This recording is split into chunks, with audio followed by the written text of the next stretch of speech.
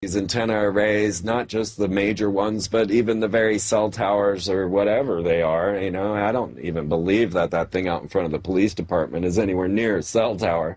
That's doing all kinds of stuff. And when I come back to America after Australia, I immediately felt it. I immediately felt all the pains in my body and immediately felt sick and flu-like symptoms, achy joints and all of this from returning into all of these frequencies and gases and everything, the chemtrails and all the madness that we have to deal with. And at times you get angry, at times you feel as if there is no hope, or that you just want to run and hide back into the system, or go and find some nice nook somewhere like Australia and just hide away. But this will not fulfill your soul. And that's really what we want. So it's in that matter that I always seek you to take some sort of pilgrimage to find life in the universe. It means so much more to me. Not extraterrestrial life existing out there, but life right here on planet Earth, a fulfillment of your soul that is possible through your synchronistic evaluation of your experience. And you can be brought forth into a beautiful pronoia experience. This is at the heart of almost everything I say, but at the same time, I'm looking at a bizarre agenda that deals with the most amazing things that people aren't referring to or looking at. And when I see things that just bring it back to Satan, say, that just don't mention even the secret society connections, the potential of extra dimensional communication through ritual, then I really feel like we're all really losing out on much of the story that we should be receiving.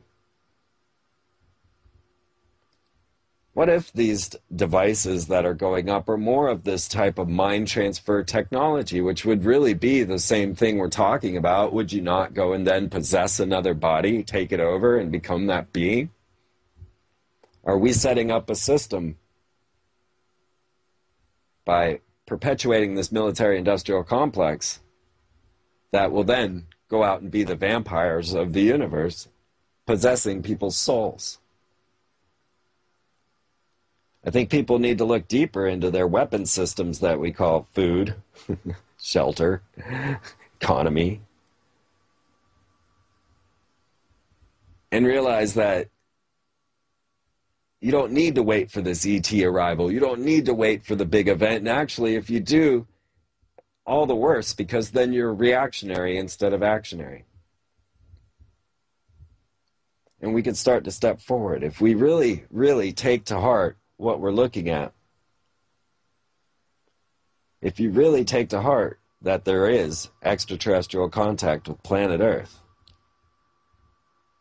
then you must realize that civilization is a waste of time. It's a pointless endeavor that doesn't help anything, and everything could change in a second.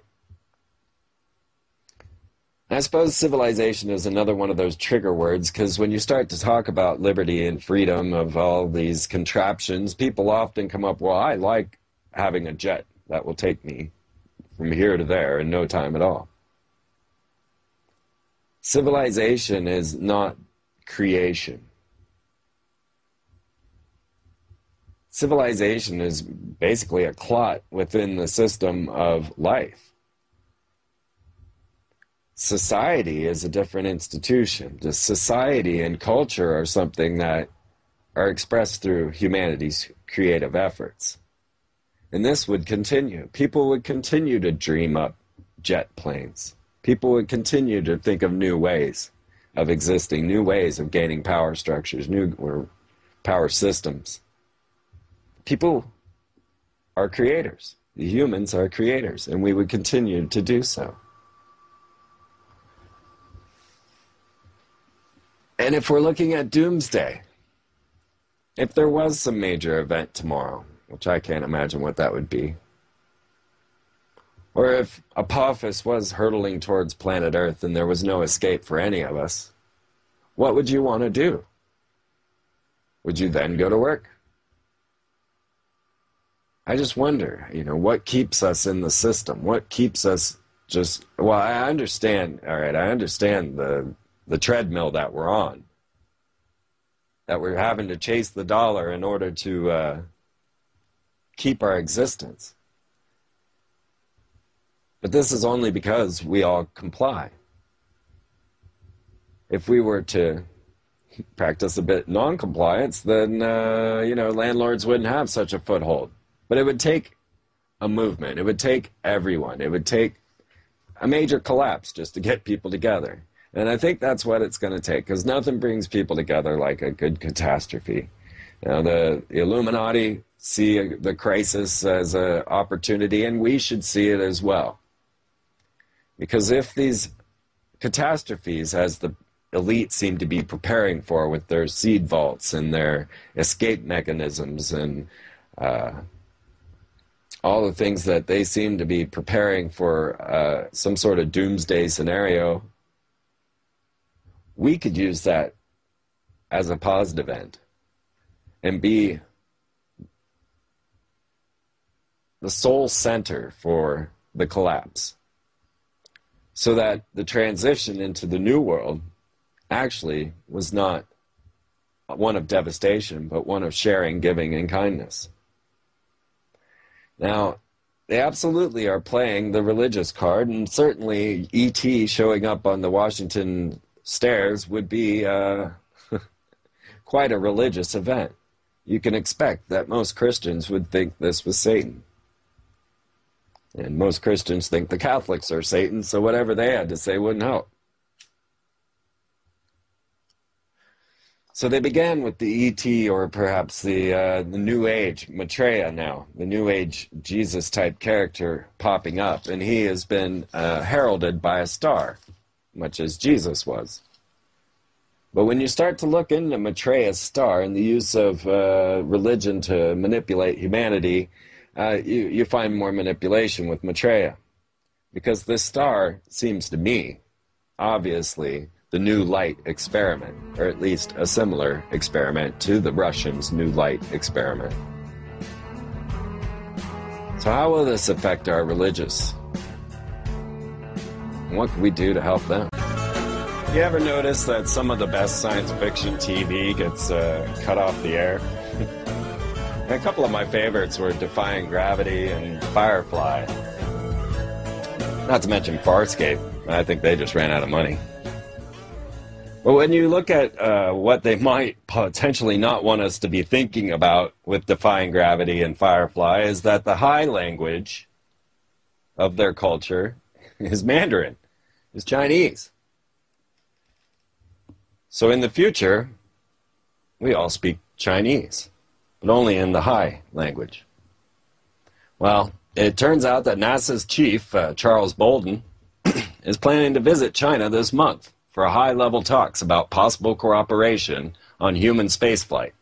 And this has prompted senior Republican appropriator to request a security briefing before the trip happens. NASA chief Republican Frank Wolf said he strongly opposes any partnership with Beijing that involves human spaceflight, including efforts to involve China in the International Space Station. I need not remind you that no such planning or coordination has been approved by the Congress.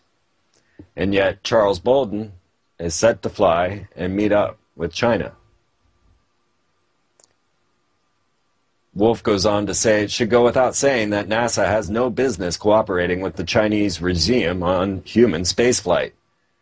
China is taking an increasingly aggressive posture globally, and their interests rarely intersect with ours. The U.S. intelligence community notes that China's attempts to spy on U.S. agencies are the most aggressive of all foreign intelligence organizations. China's aerospace industry for decades has provided missile technologies and equipment to rogue regimes like Iran and North Korea.